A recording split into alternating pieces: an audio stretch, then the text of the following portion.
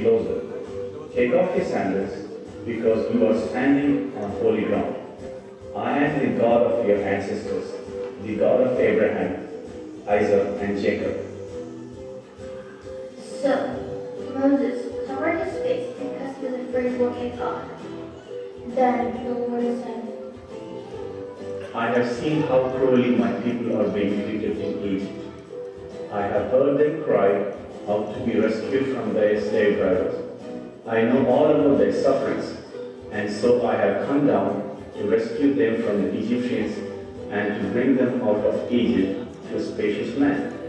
Now I am sending you to the king of Egypt so that you can lead my people out of his country. I am nobody.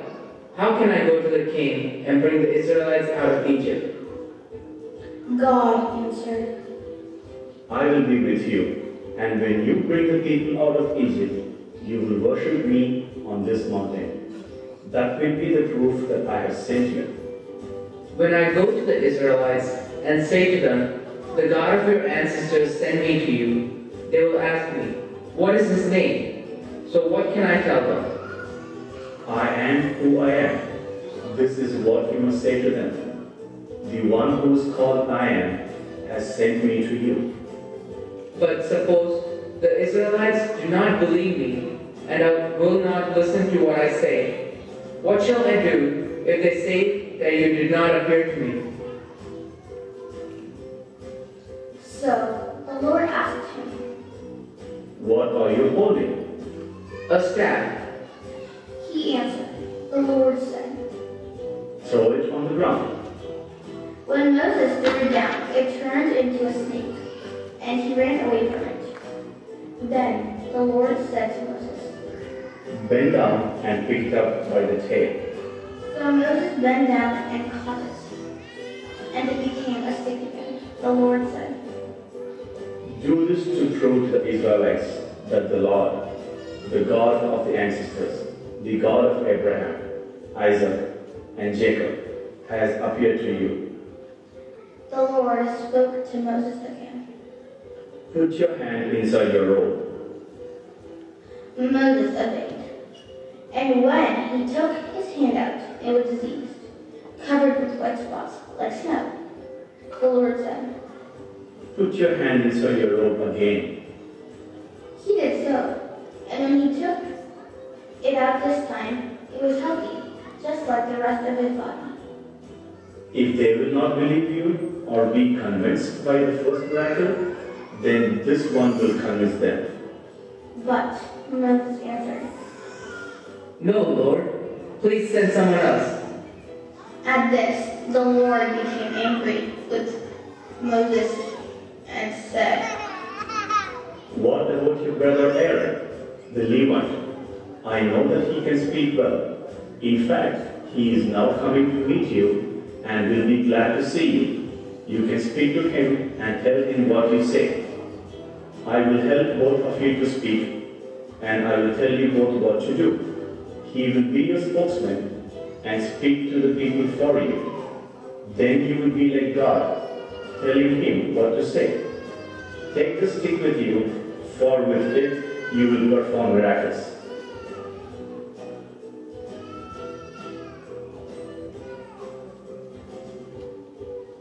Then Moses went back to Jethro, his father-in-law, and said to him, Please, let me go back to my relatives in Egypt to see if they are still alive. Jethro agreed and said, Go, and I wish you well.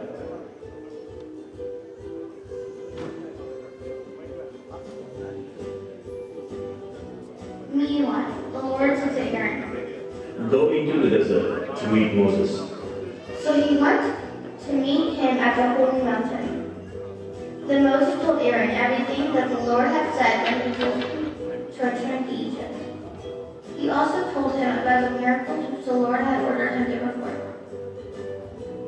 So Moses and Aaron went to Egypt and gathered all the Israelite leaders together. Aaron told them everything that the Lord had said to Moses. And then Moses performed all the miracles in front of the people. They believed.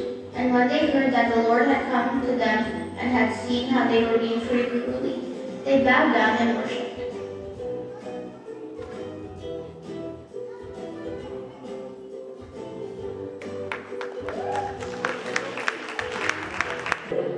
God of Israel says, "Let my people go, so that they can hold a festival in the desert to honor me." Who is the Lord? Why should I listen to him and let Israel go?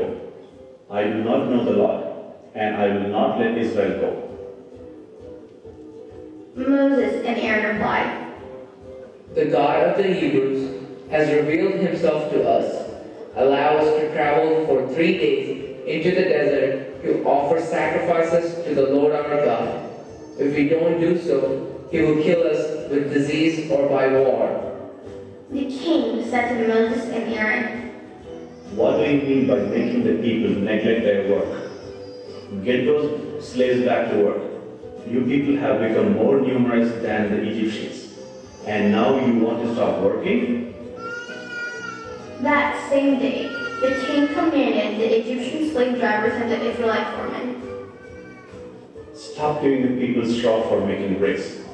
Make them go and find it for themselves, but still require them to make the same number of bricks as before, not one brick less. They don't have enough work to do, and that is why they keep asking me to let them go and offer sacrifices to their God. Make these people work harder and keep them busy, so that they won't have time to listen to any pack of lies. the slave drivers and the Israelite foremen went out and said to the Israelites, The king has said that he will not supply you with anyone's straw. He says that you must go and get it for yourselves wherever you can find it, but you must still make the same number of bricks.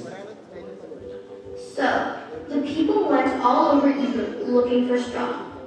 The slave drivers kept trying to force them to make the same number of bricks every day as they had made when they were given straw. The Egyptian slave drivers beat the Israelite foremen, whom they had put in charge of the work. They demanded, Why aren't you people making the same number of bricks as you made before? Then the foreman went to the king and complained, "Why do you do this to us, your majesty? We are given no straw, but we are still ordered to make bricks, and now we are being beaten. This is your people that is at fault." The king answered, You are lazy and do not want to work, and that is why you asked me to let you go and offer sacrifices to the Lord. Now get back to work. You will not be given any straw, but you must still make the same number of bricks. The foreman realized that they were in trouble when they were told that they had to make the same number of bricks every day as they had made before. As they were leaving, they met Moses and Aaron, who were waiting for them. They said to Moses and Aaron, "The Lord has seen what you have done and will punish you for making the king and his officers hate us. You have given them an excuse to kill us."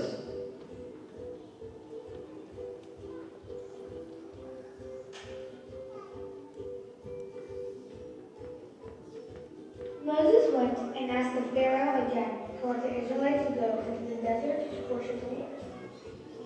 The Pharaoh did not agree, and the Lord sent 10 different plagues upon the Egyptian people. Moses asked the Pharaoh before and after each plague to let the Israelites go into the desert to worship the Lord. But the Pharaoh's response was the same. He hardened his heart, stubbornly refusing to obey God. The plagues were as follows. Aaron struck the Nile River and the water turned to blood. The second plague brought millions of frogs out of the river. The third plague, Aaron struck the dust and became gnats. The fourth plague brought swarms of flies. The fifth plague killed all the livestock of the Egyptians. For the sixth plague, God told Moses to turn him into the air. The fine dust became boils on all the Egyptians. The seventh plague was very heavy hail that killed people, animals, and plants. The eighth plague was locusts like the world had never seen before. They ate every plant and tree in the land. The ninth plague put Egypt in pitch darkness for 3 days. And the 10th and final plague, which forced the Pharaoh to let the Israelites leave, was the death of the Egyptian firstborn, including the Pharaoh's son.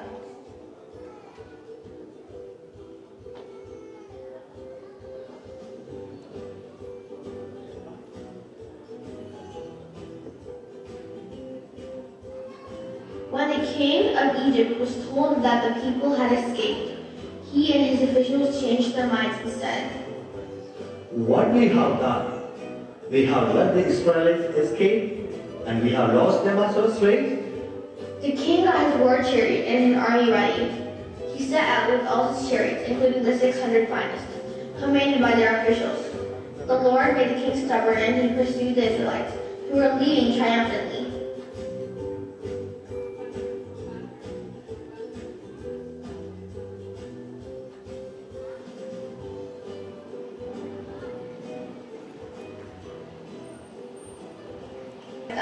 They were terrified and cried out to the Lord for help. They said to Moses, "Weren't there any graves in Egypt? Did you bring to us out here in the desert to die? Look what you have done by bringing us out of Egypt. Didn't we tell you before we left that this would happen? We told you to leave us alone and let us go on being slaves of the Egyptians. It would be better to be a slave there than to die here in the desert." Moses answered, Don't be afraid. Stand your ground, and you will see what the Lord will do to save you today. You will never see these Egyptians again. The Lord will fight for you, and there is no need for you to do anything.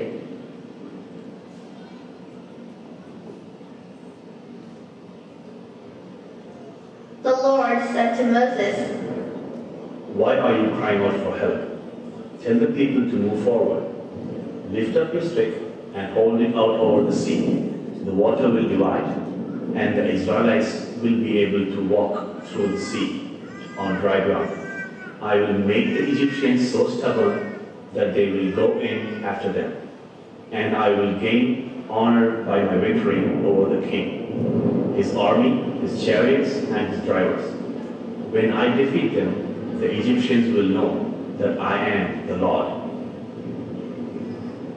Moses held out his hand over the sea, and the Lord drove the sea back with a strong east wind that blew all night and turned the sea into dry land.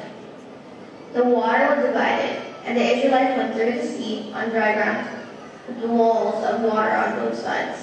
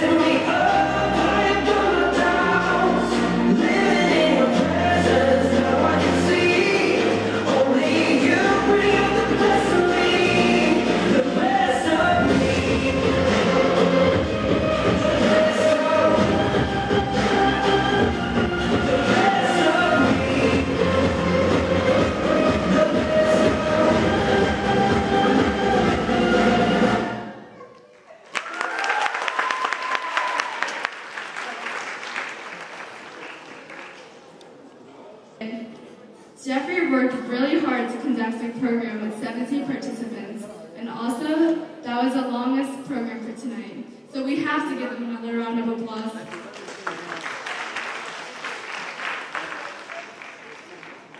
Next, we have to recognize all the hardworking students who were diligent in their faith formation this year. I'd like to invite Joe Beaton and Thomas Pilkenenkel to do the honors. Here comes our graduates, the diploma holders for the year 2016 and 2017. Arlene Michael,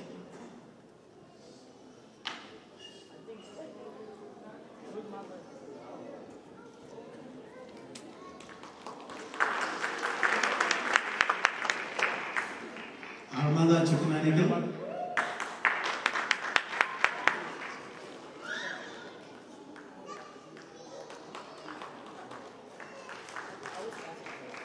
Austin Malachi is not here. Gio Sebastian,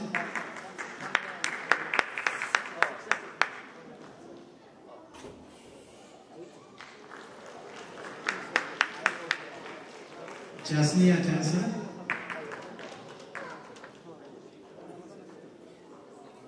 yeah. Sandra is receiving for Jasnia. Jisha Reggie,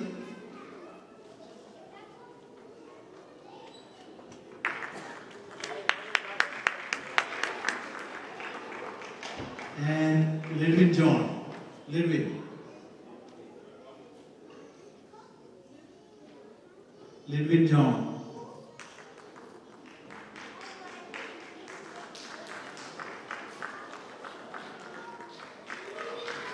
We are so proud of you guys. We are so proud. Thank you.